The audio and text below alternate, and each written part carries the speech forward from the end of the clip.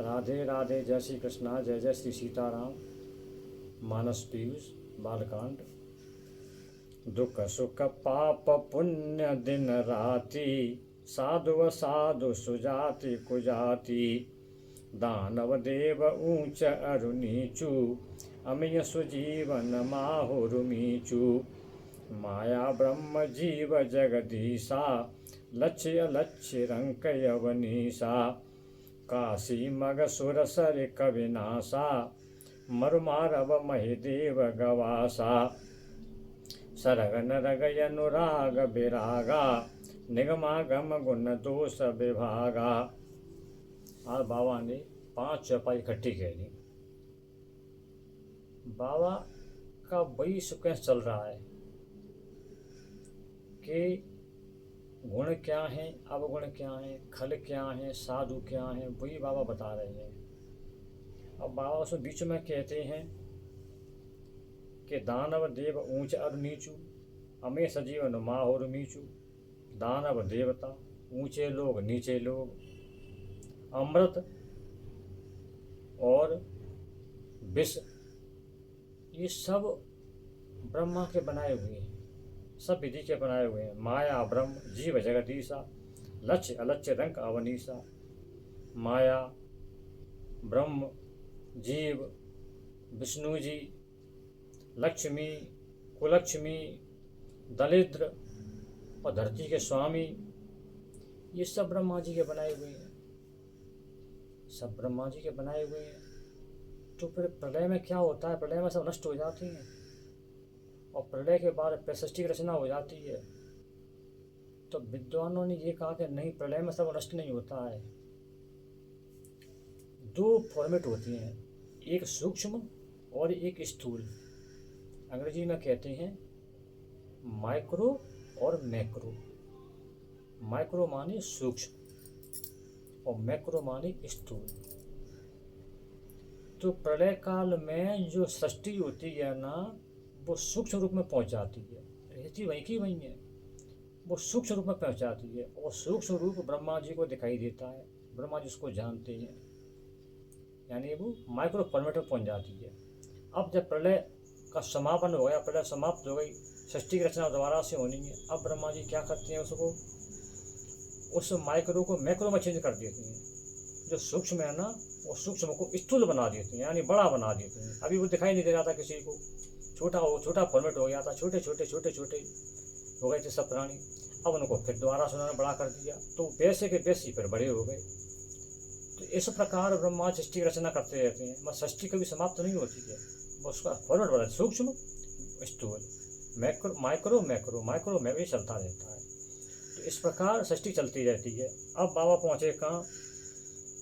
काशी मग सुर सर कविनाशा, मरुमारब महिदेव गवासा।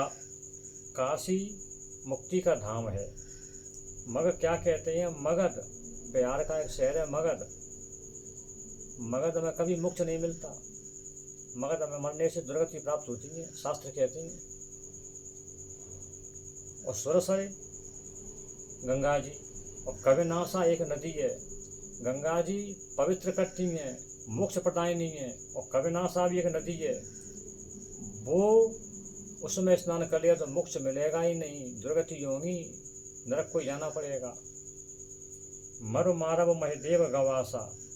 ब्राह्मण और जो गायों को कट खाने वाले कसाई हैं, वो ब्रह्मा जी के बनाए हुए हैं सब।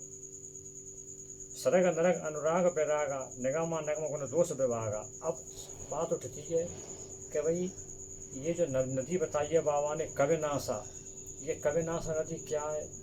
तो त्रिशंकु नाम के एक राजा थे, उन्होंने तपस्या की, तपस्या करके वो वशिष्ठ जी के पास पहुँचे कि मुझे शरीर सहित स्वर्ग को जाना है।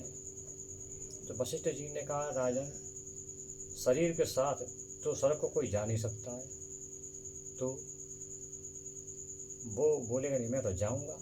अब वो वशिष्ठ जी के पुत्रों के पास पहुँचे तो उनके बेटों ने कहा कि जब हमारे पिताजी ने मना कर दिया कि नहीं जा सके, तुम हमारे पास क्यों आए हो? कि नहीं, मुझे तो जाना है। उनको गुस्सा आया लड़कों ने श्राप दिया तो चांडाल हो जा।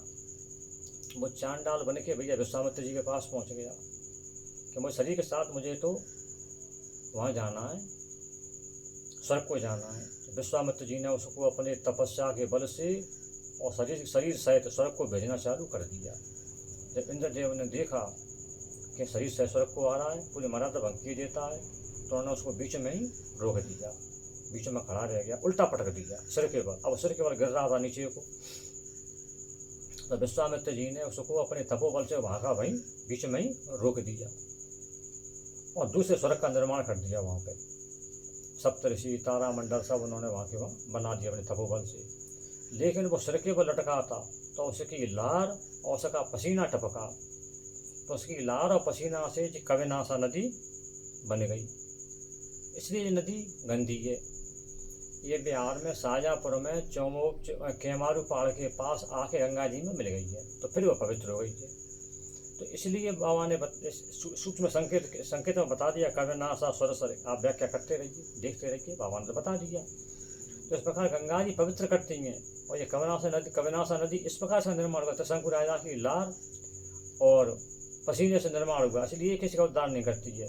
तो बाबा का मतलब कहने का ये है कि ब्राह्मणों की सेवा करने से आपका उद्धार होगा। और जो गवासा हैं, जो गायों को काटते हैं, कसाई हैं, मलिच्छ हैं, उनके दर्शन मात्र से तुम्हारे सारे पुण्य नष्ट हो जाएंगे।